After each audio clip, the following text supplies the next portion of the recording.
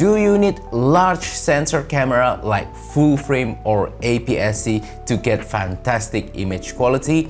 Of course not. I'm going to show you how I can extract great image quality out of Micro Four Thirds RAW photos.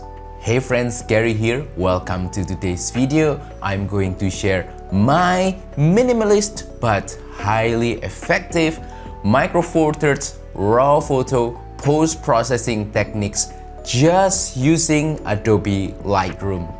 As we already know, shooting RAW will enable us to extract more information out of a single photo. We can get more dynamic range, more color information, and that can lead us nicely into getting a higher quality photo. However, with RAW photo, usually the post-processing is what makes people scared and just don't want to do it because it sounds complicated. That's why in today's video, I want to make sure that my techniques are simple. Just a few clicks to get you from here to here without complicated, crazy masking techniques, without spending hours on post-processing in Lightroom, without having to do crazy adjustments here and there.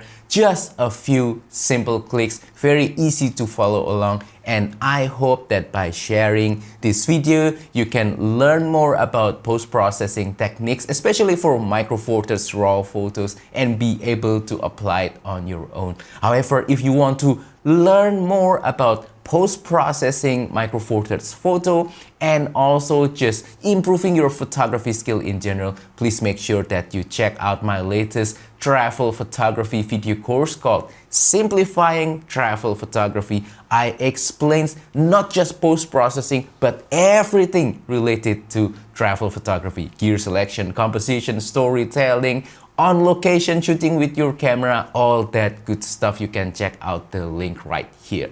Anyway, enough talking, let's start editing some RAW photos. Anyway, here is my editing setup and we're going to edit right away. But first of all, I want to address the elephant in the room, which is the computer that I'm using to edit in Lightroom. And it happens to be a gaming device. Don't be fooled by its appearance. This is the Asus ROG Xbox LIX. It might look like a gaming device, but it is actually a fully functional Windows 11 computer. It happens to align with my philosophy of being small, lightweight, but packs a lot of punch, and it is actually a powerhouse. I use this as my main computer for working in the office, for video editing, for photo editing, and of course for a little bit of gaming. And now let's start to edit in Lightroom. I already have Lightroom open, and as you can see, I already have a photo right here. This is the photo of Mount Kirkjuvel captured in Iceland, and this was shot using my Panasonic Lumix GF9 with the Panasonic Leica 9mm f1.7. And I want to prove with this photo that by shooting RAW, you can even use Micro Four Thirds for lower light situation. You can still get great results, and there is no better test than shooting northern light photography in high ISO using Micro Four Thirds. Alright, so first what we're going to do in this photo is go into the noise reduction. And right here is the noise reduction. I think the most important is the luminance noise reduction. We already have automatic color noise reduction. So this is ISO 3200, and from my experience, the best value is about 50.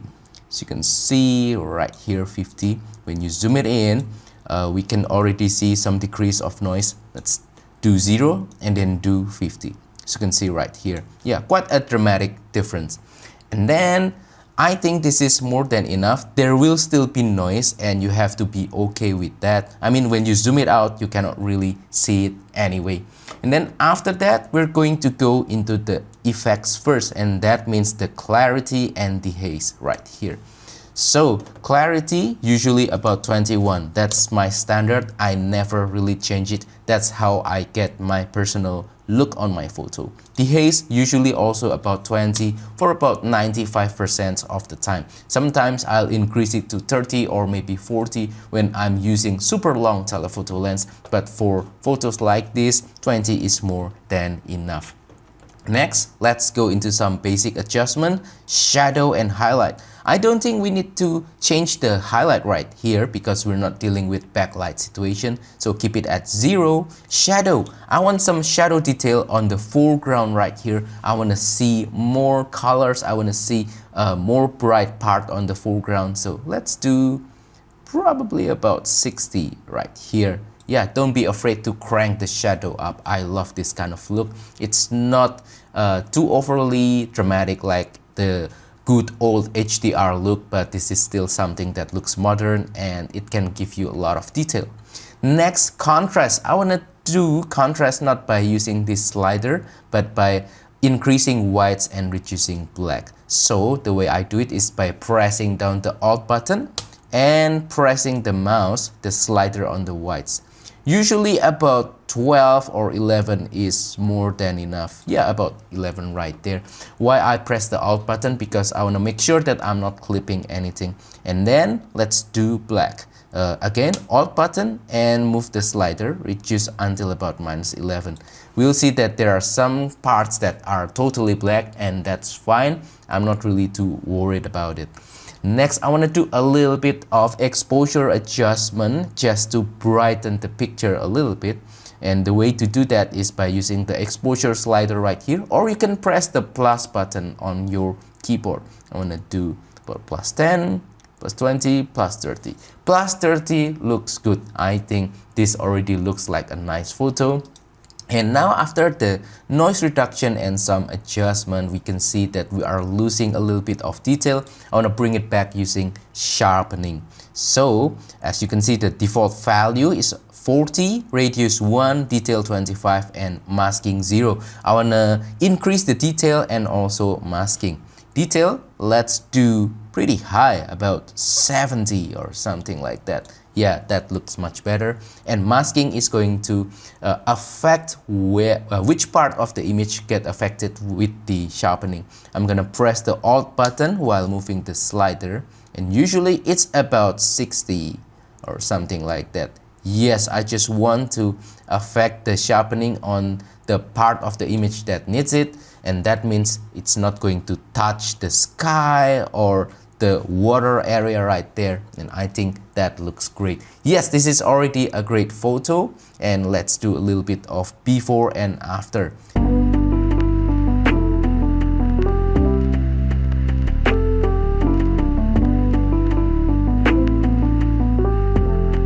Alright, so next photo that we want to edit is a simple photo of a flower here that I captured in Akurieri. And the key point that I want to share in this particular session is to apply the steps that we already learned from our previous photo editing session so that we can speed up our processing time. Again, I want to emphasize the points right here. First, effects, and then basic editing, masking when needed, detail, and then noise reduction. Let's start with the effects first. That's how I like to start. Again, clarity 21, dehaze 20. That is already a great starting point. And then now some basic exposure adjustment. Shadow, I want to see some increase of shadows. And then whites and blacks to add some contrast. Let's do 12 right here and -11 right here. As you can see, it already start to look great. Now it's time for sharpening. So again, detail about 70.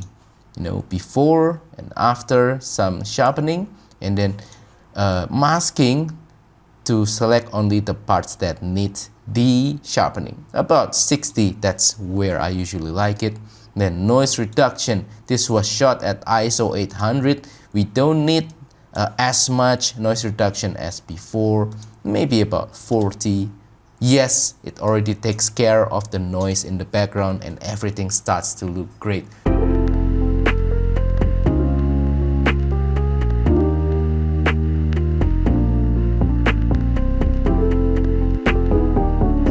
Next, it's a portrait of my wife with some scenery. Behind that, it's supposed to be the summit of Mount Merapi volcano, but it's currently cloudy.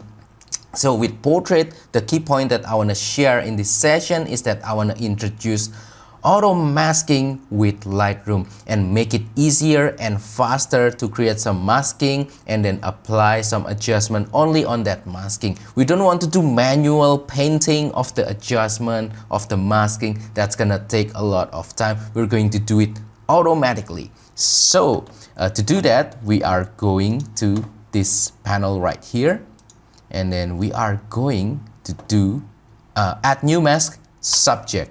Just press it right there and the computer will decide that the subject is going to be my wife, and it's going to highlight it automatically. Yes, perfect. And then now we can do individual adjustment for portraits, and usually I'd like to brighten up the subject just a little bit, about 0.4 or something like that for my portrait subject, and increase the temperature a little bit, not all the time, but for this photo I think it looks great. Just about plus, I don't know, +2 to warm up the skin tone a little bit and make it look better in my opinion. Yes, that already looks great. And then next, back to some editing. We're going to do the adjustments that we did as before. We're going to follow along the steps. First, clarity and dehaze. Clarity 21, dehaze about 20 as usual. Yes, some contrast already popping, and we're going to add shadows.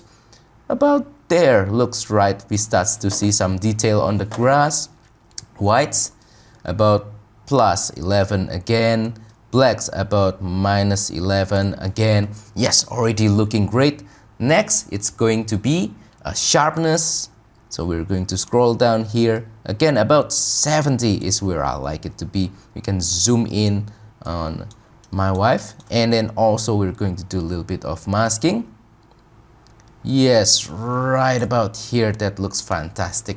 Yes, and next, noise reduction. We are shooting this at ISO 200, so there's not going to be a whole lot of noise. Right here, as you can see on the background, there's very little noise. I'm just going to add 5. That's it. I think this photo already looks great.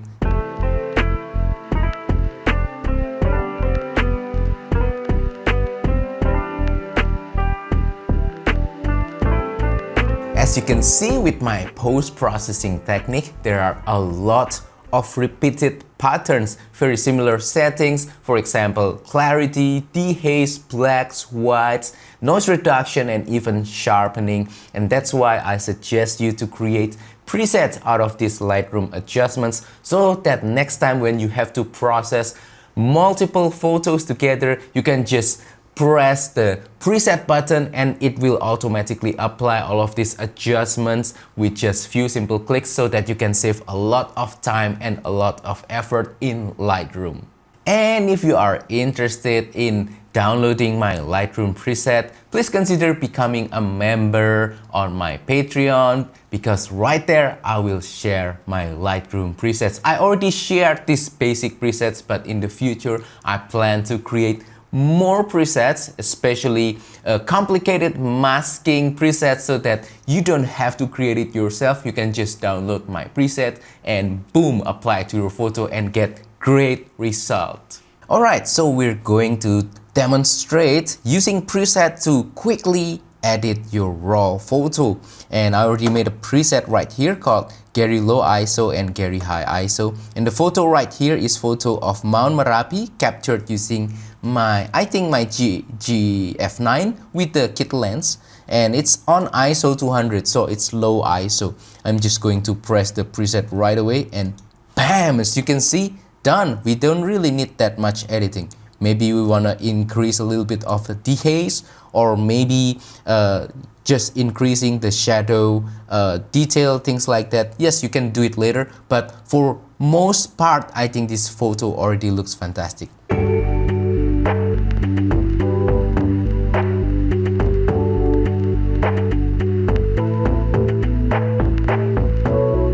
Right, next photo that we want to try to apply preset is my portrait captured by my wife with Mount Kirkjufell again.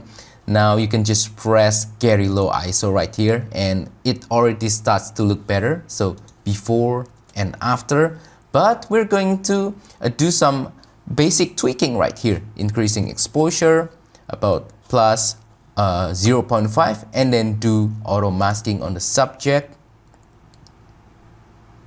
And then we're going to increase the exposure of the subject, which is me on this portrait, like about there. Yup, and just add a little bit of warmth using the color temperature right here. And we're done. Just a few seconds for one photo.